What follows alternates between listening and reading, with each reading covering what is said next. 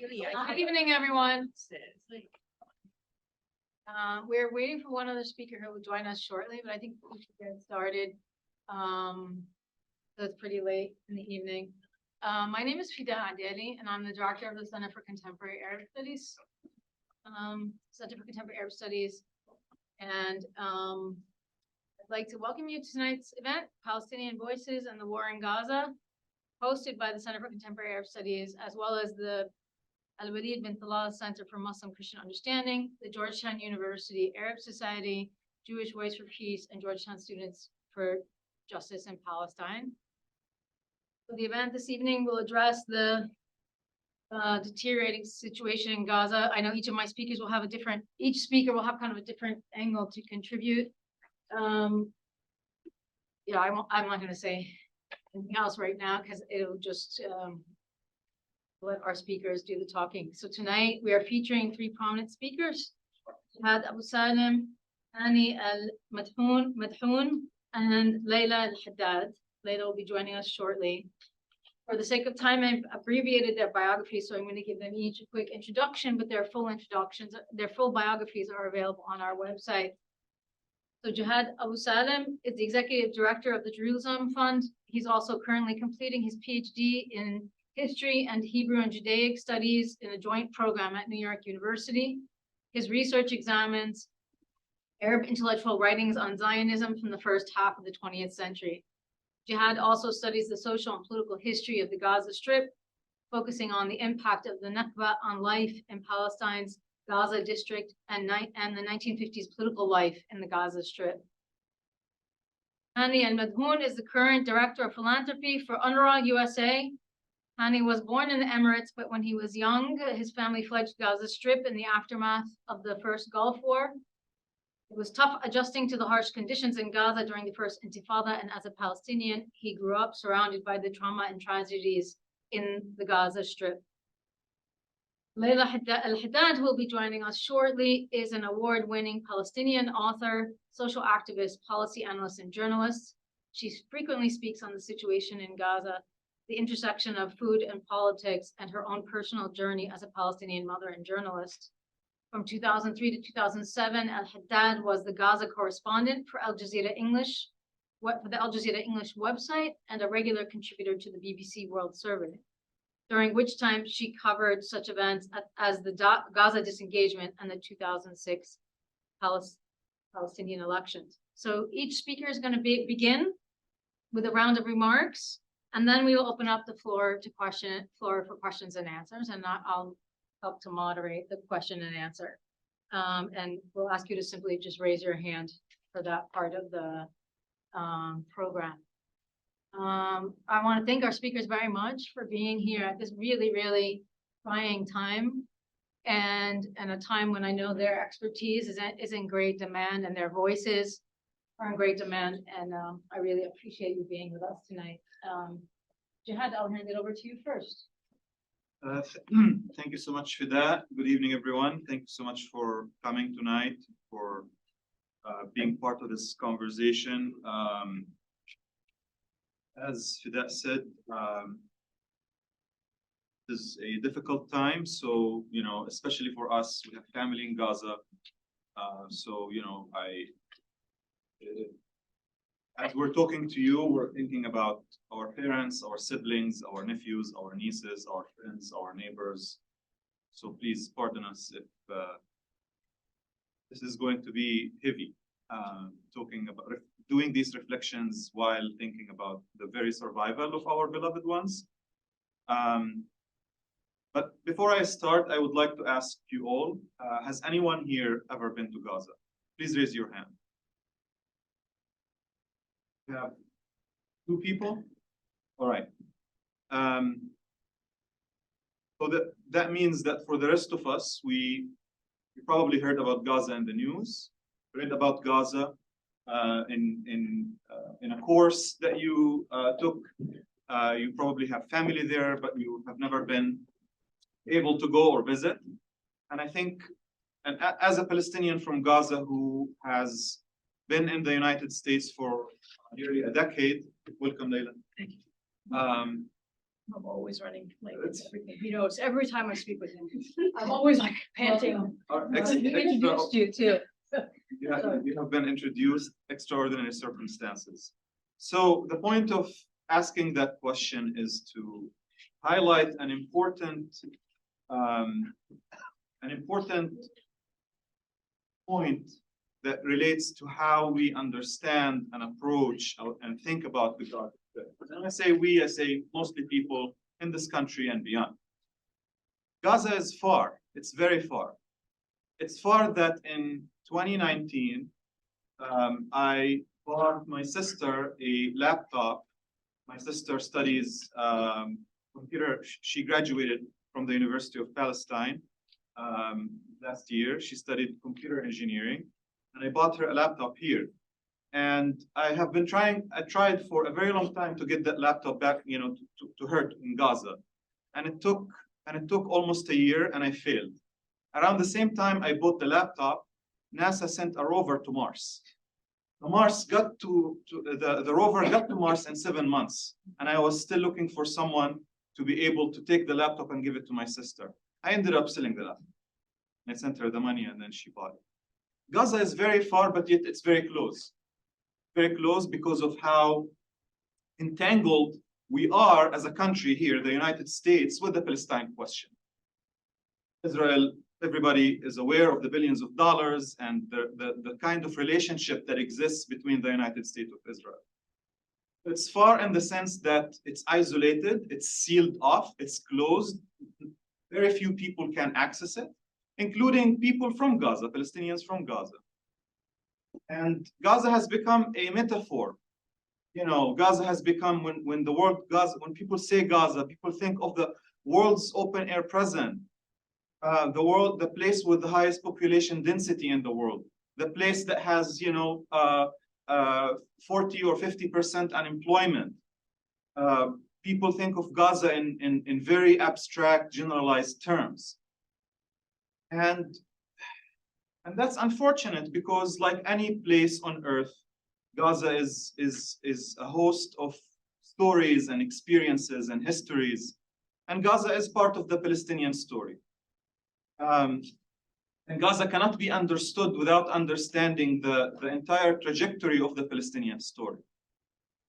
And I think one of the most important points in that story, one of the most important chapters in that story, is the Nakba of 1948. Gaza cannot be understood today without understanding the Nakba, the catastrophe that started to unfold in 1948. And I say this today while we are about to witness the unfolding, we are actually witnessing the unfolding of another Nakba. So far in the Gaza Strip today, I think we almost have twice the size, twice the number internally displaced of the number of Palestinians who were expelled from their homes, towns, and villages in 1948. Why does the Nakba matter in framing Gaza, in understanding Gaza, and in reducing the distance between us and Gaza? 1948, when the State of Israel was established, there was no such a thing as a Gaza Strip, as a region. There was a Gaza district. The Gaza district was an administrative district of British Mandate Palestine, and before that, Ottoman Palestine. The Gaza district was home to more than 53 cities, towns, and villages in historic Palestine. 1948 happens. The State of Israel is established. Palestinians are expelled, and they're chased on the shoreline. They're chased to the southwest. And then they end up in what becomes the Gaza Strip, a strip of land, the only remaining part of the Palestinian shore. The Gaza Strip emerges as a new territory, but it was never meant to be permanent. It was meant to be a temporary refuge for hundreds of thousands of people who fled war, who were expelled from their towns and villages, who were waiting to go back to their homes that were only 20 minutes, 30 minutes walking distance from where they ended up in Gaza. But yet Israel and the international community built a fence, sealed off Gaza. Those refugees, their state of refugiehood became permanent. They became trapped. The Gaza Strip did not have the ability as a region, as a territory, to offer these people the ability to thrive and to live normal lives in that state of waiting. So the Gaza Strip becomes a limbo between home and refugeehood, a limbo between statelessness and wanting to have independence, a limbo between being refugee and being home in your country, a limbo between independence and a limbo between being colonized, a limbo between being free and a limbo between being occupied. And since 1948, this state of affairs, that nothing about it has been normal. Nothing about the Gaza Strip since 1948 has been normal. Despite many screams, many attempts by Palestinians to say, guys, international community, Israel, region, this doesn't work. You can't just put people, hundreds of thousands of people in a small territory and then forget about them. And you can't just maintain the logic of a Jewish majority state by just trapping those who you expelled to achieve this demographic equation and just stuff them somewhere else in a corner. The Gaza Strip is just 1% of the total land area of Mandate Palestine. So in the mid-1950s, there were attempts to resettle Palestinian refugees somewhere else, and Palestinians said, no, home is just 20 minutes away. There's no reason, our villages are empty. And even Moshe Dayan, in a eulogy for a kibbutz guard that was killed during a shootout with Palestinians who crossed from Gaza in the early 50s trying to go home. Please go read the eulogy of that Moshe Dayan read. I can share the link with you all. He says, how can we blame the Arabs as they see us dwell in the homes and lands of their fathers and forefathers? But that was a gamble that the founders of Israel took. Establish the state the way it was established, and then shove these people somewhere else and anticipate nothing to happen. So it was an abnormal state of affairs that the world tried to normalize for decades, and it simply didn't work, and it won't work. That's why the Nakba is important. The Nakba was not just an event relegated to the past, but rather a process of trying to take over maximum Palestinian land and then limiting Palestinians to minimum territory. And that's why the main theme of this year, when Palestinians talked about their concerns and grievances, was that the West Bank was on its path to Gazaization, in the sense that the politics of exclusion were being extended also to the West Bank, with Israel's most right-wing government in history basically saying there is no Palestinian political question. They shall be shoved between walls, and that's it. We can throw them a bone every once in a while, and that's it. So today, as we talk about Gaza, it is really important to think about these big questions, to keep them in mind.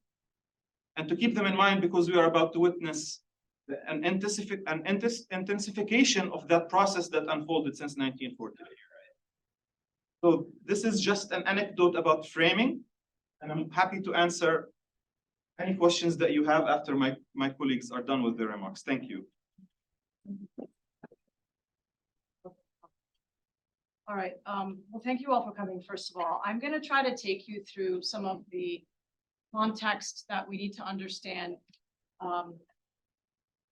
going from about the disengagement from 2005 to the modern day. But I want to back up just a little bit to show some slides that Jehad referred to.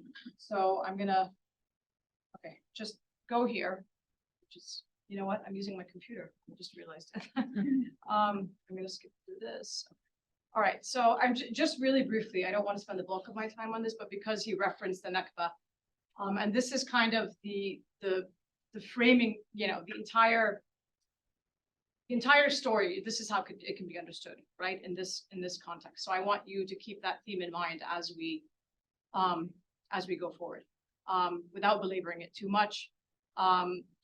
Essentially, the ethnic cleansing of Palestine, visualized on a map, looked like this, with Palestinians fleeing or being forced to flee under fire from all these different locations. And they, for the purposes of today's conversation, many of them end up in what becomes the Gaza Strip. As you can see here, skip through this. And you end up with a situation where about 75 to 80% of the current day residents of the Gaza Strip were Palestinians from all of these different areas, right? A lot of them from Jaffa and from all the villages in that area that's known as the Gaza corridor. The borders are drawn around them, and they're not allowed to go back to their villages and towns. And we end up in the modern day in a situation that's been referred to as Israeli apartheid, where all of the Palestinian lands are fragmented and divided from one another, including the people. So Palestinians in Gaza versus the Palestinians in the West Bank, Palestinians within the West Bank, Palestinians in East Jerusalem, and so on and so forth, cannot travel freely from one area to the other. Within the West Bank itself, there's more than, I think, 500 different Israeli military checkpoints. A 10-minute taxi ride from Bethlehem to East Jerusalem can now take 2 hours, and you can only go if you have an Israeli permit, which is very difficult to obtain. Okay, so again, I didn't want to spend the bulk of my time on that, but that's the framing itself. How that plays out when we talk about systematic oppression, systematic Israeli violence, as you can see in each of those areas, is plays out material. I'm sorry, my brain is just not, okay, let me just fast forward. So what the Israelis do is they use a system of ID cards to control the movement of Palestinians between these different areas. It looks like this. It's called a Hawiyah. And depending on where you are located in all of those different locations I referenced earlier, you will have a different ID card. If you are from Gaza, you will have one ID card. If you are from the West Bank, you will have a different ID card than those in East Jerusalem, and so on. And that card does not entitle you to travel between the different territories, if that makes sense. It has your parents' name on there. It has your religion. It has where you were born. It has a lot of other information that they can use to track you. And they ask for it anywhere you go.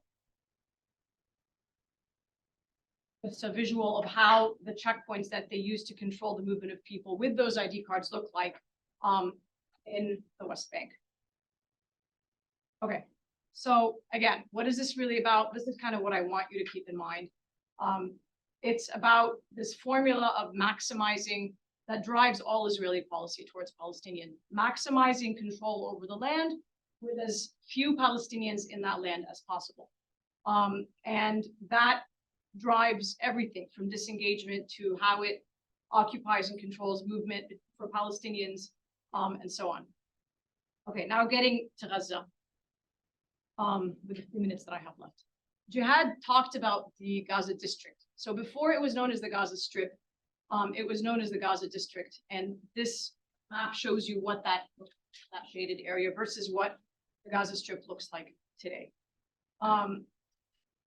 This is a modern day map of Gaza that I want you to kind of keep in mind. When we hear about Gaza being the most closed off and surveilled place on earth, it is no exaggeration. Everything about it is controlled and monitored by the Israelis. There is a 6 mile at best, 14 in the best of times, at worst, I mean in the best of times, fishing limit, nautical. So there's a naval blockade. There's an aerial blockade. The only airport was destroyed, and even then was semi-operational. Their only land crossing is Rafah, and even that is not always usable for anyone at any given time. So you have to apply months in advance. Often you get stuck. All of the land crossings are controlled as well, commercial crossings. So all movement in and out for people and goods is controlled by Israel. I usually do this when I'm in Baltimore, where I'm closer to, so I kind of like to give a visual of the size of Gaza. It is the same as the Baltimore metro area with 3 times the number of people. Okay, we hear a lot about the blockade, right? The blockade of Gaza, the blockade. And I just want to kind of remind people, using this great visual for visualizing Palestine, that some form of closure, Gaza has been subject to some form of closure ever since the beginning of the Oslo Accords. And the introduction of that permit system I talked about, the tasrih system using the ID cards. Meaning that that was when the Israelis introduced this idea of controlling and the movement of Palestinians, what Jeff Halper has called the Israeli matrix of control. That closure, if you can imagine a noose around Gaza, has gotten tighter and tighter and tighter over the years, culminating in what we have seen in the past 2 weeks. Sometimes it's relaxed a little bit. And when it's really like in 2010, nothing was being allowed in. And I'm sure Hani will talk a little bit more about that. Lentils weren't allowed, pasta, whatever. Other years, it's okay. But it's all in line with a specific theme that I will get to. But just a reminder that it's always been subject to some form of closure. Now, I'm going to take us through to the disengagement. So these were years that I was living in Gaza. I was reporting, I was raising my young son, and I remember them very well because I was literally living them. And we heard about this big plan that Ariel Sharon at the time had devised with the help of his policy advisor, Dov Weisglass. And it was a unilateral decision on part of the Israelis. So there was no coordination happening with the Palestinians. And we kept hearing in the media a lot of talk about how this was this incredible, thing. Ariel Sharon was a man of peace. He was finally leaving Gaza and ending the occupation.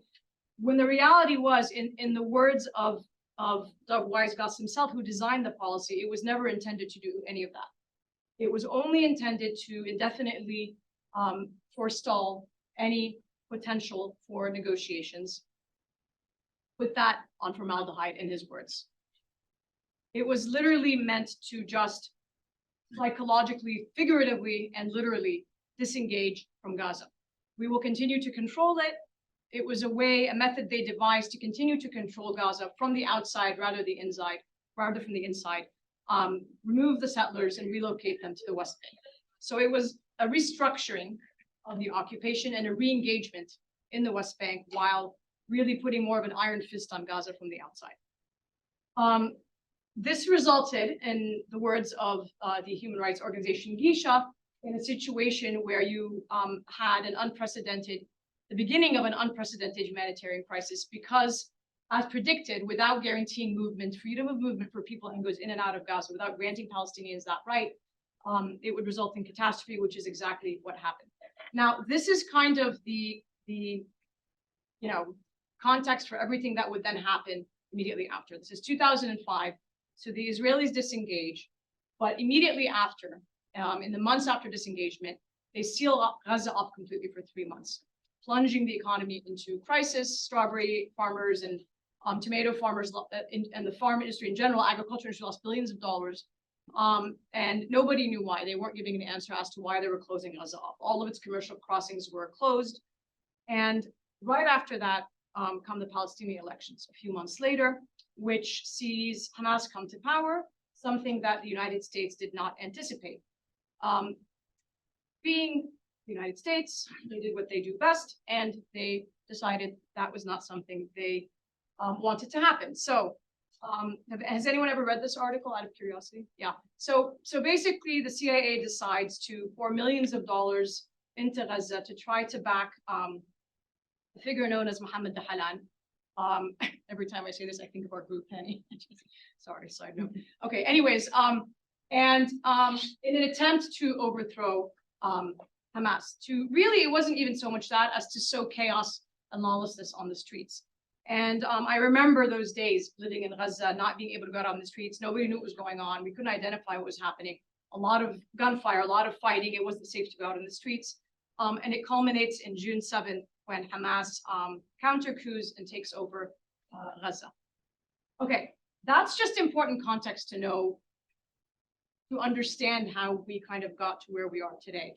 And I'm going to explain to you then how, what the details of the sanctions that would then come. So you have sanctions that are imposed on Gaza immediately after disengagement, and then an even stricter blockade that's imposed after the elections. Okay, so it's a misnomer to say that the blockade was imposed directly after elections. And I want to talk about the deliberateness of that blockade, what it was intended. I know I don't have much time left, right? What do I have? Yeah, I would say if you can Wrap it up. do this next piece and wrap it up, Okay. just so we have time for folks to ask questions. I really Yeah. love this.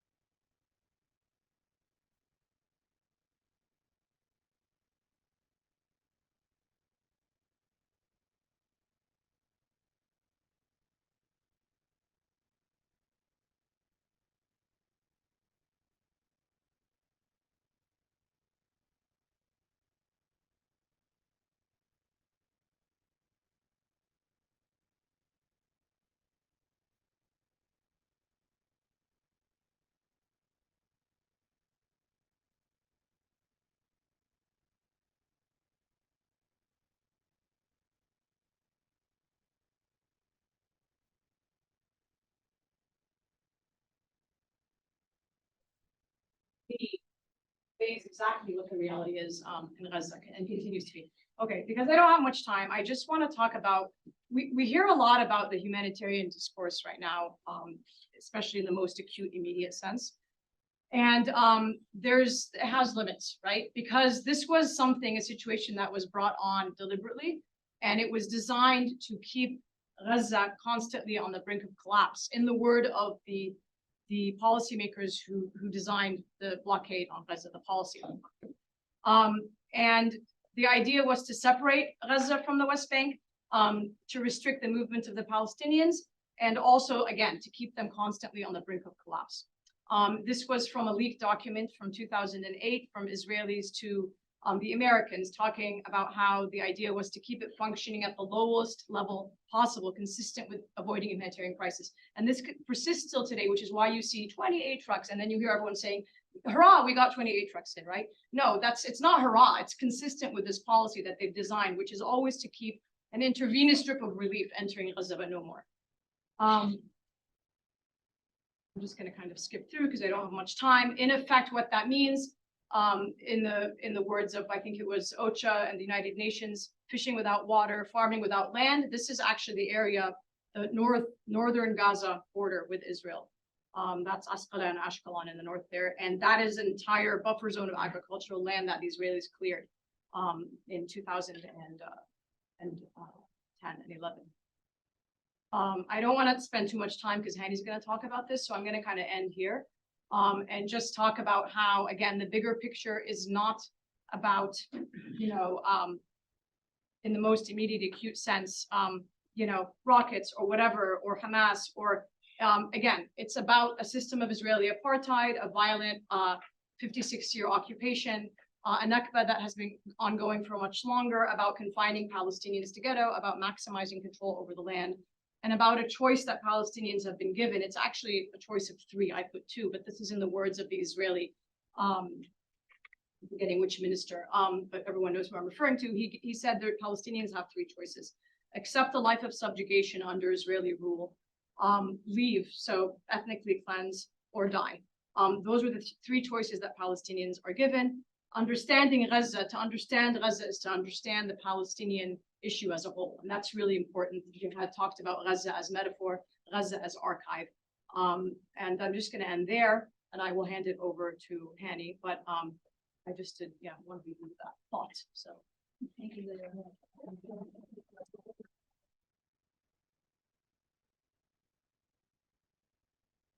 Great. My name is Hani, Director of Philanthropy at USA. I could answer any questions you want and keep my remarks brief. Gaza suffered enough, I tell you, it's 2008 war, 2009, I was working at the Jerusalem Fund, and there was a lot of trauma in that war. 2012, 2014, I was at Anira, development work there, and, hearing about families that we lost.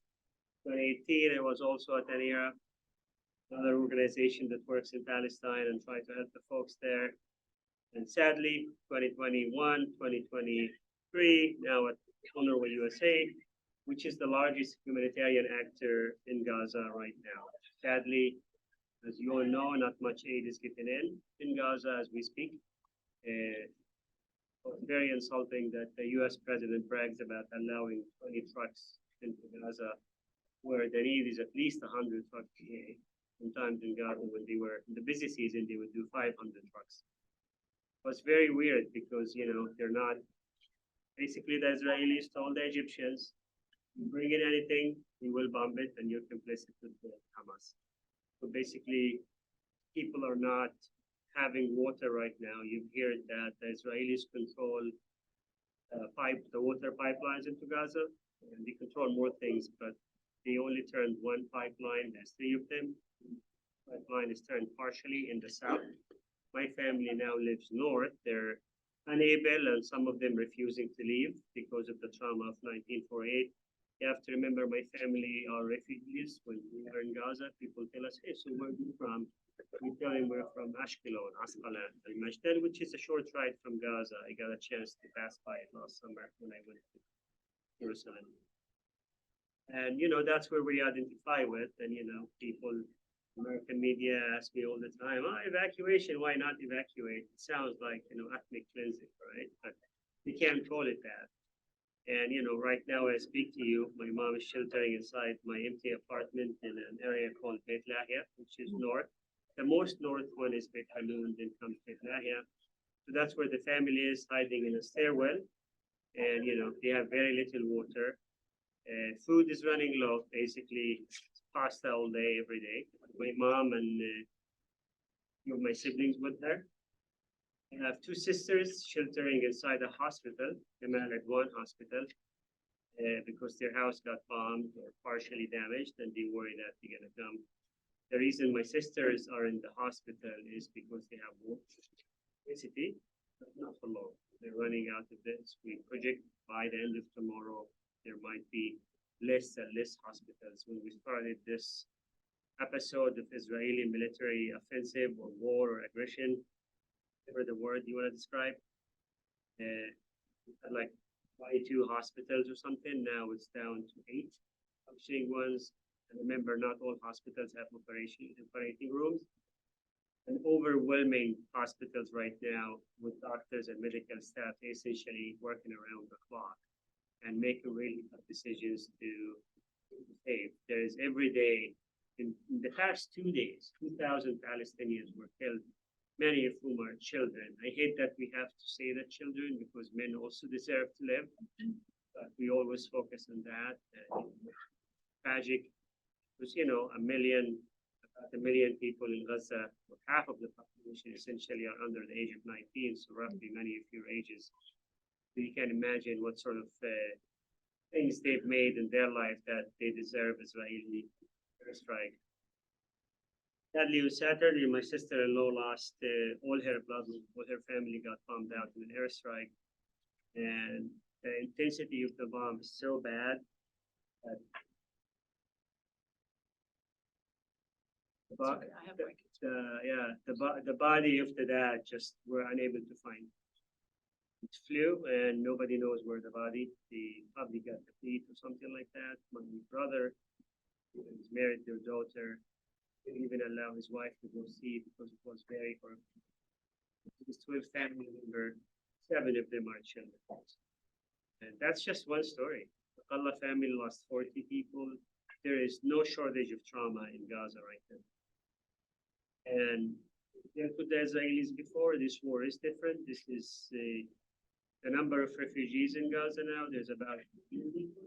It actually is larger than the next from the next. So we're living in a way, I've written about this in an article for the CNN. I said I'm developing a deeper appreciation for my ancestor who lived through the Nakba. Because as kids, we say like, I wish you didn't leave. I wish you've gone to this town. But now we see the uncertainty. My family, when the Israelis told them move up north, like, should we go? Should we not go? And we decided to just move a little bit, but not go to the middle or the south area for a number of reasons. I'm more than happy to answer why. But they don't know, like we don't know anybody there. If they go to the wrong place, geography could decide where you live or die. You don't know if there is something underground or above ground. So they said, we know our neighbors, we trust our community, this is where we're gonna stay. If people die there, you die here. Literally, there is no safety. You could cross Gaza west to east in 10 minutes. Maybe less if we had decent roads. And the whole thing, you could cut it in 40 minutes if from Beit Hanoun to Rafah, you could do that. But that's only because anybody who feels like it put a pump in the road. If you had really proper roads, it's much shorter. I spent 2 months in the summer in Gaza. We had the time of our life with our kids. They had back horse riding lesson, Edward Said music and all that. And those memories are erased. There's, every place we know. I own an apartment there. And I don't really know. They have two places. One is in Talal. I'm sure if you follow the news, they hammered Talal neighborhood. Our neighbor actually is the Al-Quds hospital. That's the hospital the Israelis keep opening in the neighborhood to just really get people to leave. And what you know about the hospitals are also the shelters. And I'm gonna say like one last thing is like a lot of actual things because we're not being seen here in the US. I know if you know the amazing state of Florida passed some laws about banning Palestinians to the groups today. And not just them. I mean, sadly, Joe Biden today was saying some anti-Palestinian things. Out of the blue, this guy just really like come off and then, even giving Israelis like the pass about the hospital. They know the Israelis did it. If the Palestinians have this kind of firepower, we would be rich with Jerusalem. I'm serious. This is, and there's military campaign. Military analysis says, how did they get 500 people in the parking lot? So stupid. Here's what happens. My sisters, the women sleep inside the hospital in the reception area. The men sleep outside for privacy because women don't have to cover around the company of other women. So, and men sleep and with the boys sleep outside. So this person was just trying to think like, how can you get 500 people in a Walmart parking lot? It hurts so much. We really didn't have, all of us know people who've lost family and in horrific conditions. I'm going to say this, don't quote me in it. My family is not even popular with Hamas back home, and we still get bombed like everybody else. And just unfortunate because, civilians are dying left or right. My friend, the good reporter, Rushdie Al-Sarraj, got killed in his house. He was buddy with another journalist that got killed. They're both young men, they're Yasser Murtaja, I think, the reporter in Gaza that got killed in the March of Return. And Jazeera, one of the best Jazeera people that my wife likes, likes his reporting. His family got killed today. And that's where we live. You have an influencer in Gaza who told the Israelis, "Come here, we're ready for you." The next day they bombed him.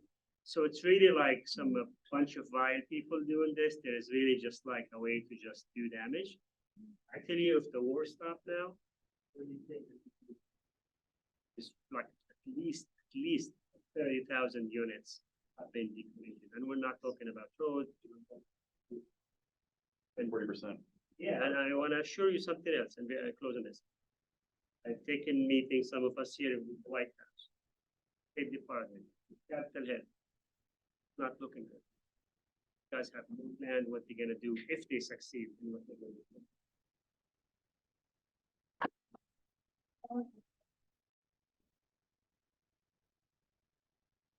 I really appreciate you sharing what